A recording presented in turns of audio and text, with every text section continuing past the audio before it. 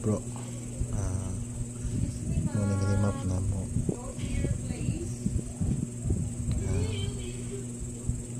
Kini mo ay BM niya or benchmarker, naka 160 degree.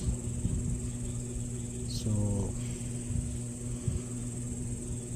naka north siya 360 degree, kulipog, back azimuth south BM. Na po load isa dire, medyo dakwang sagap niya. Gikan dire 270 degree west, old pulipog or lubi. Dayon northwest 315, 12 meters mo niya mong target. So gikan po diri 12 meters gikan sa lubi, 12 meters po sa kulipog. So mo ni siya ang lock po ni. So gikan sa pulipog 145 degree, another lubi. Gikan 145 degree gikan sa north, ditso ta 325 degree lubi pulipog. Tapos gikan diri sa 55 degree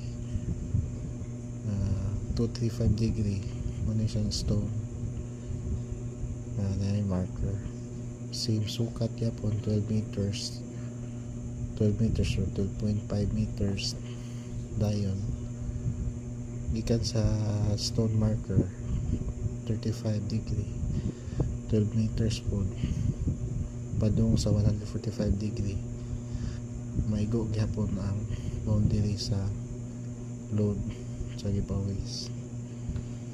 Dayon gikan sa 2 to 5 ikuha na po na ko ang 45 degree, 33 meters, 45 degree lubi gyapon. Ikan sa lubi,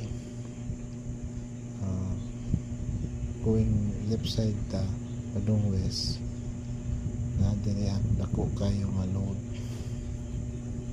4 meters, 4 meter.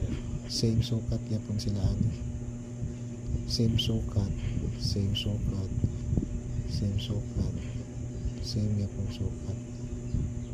Is ang pulipo, ang lubi west pud ang iyang baka simot. Ikan sa center line load south siya.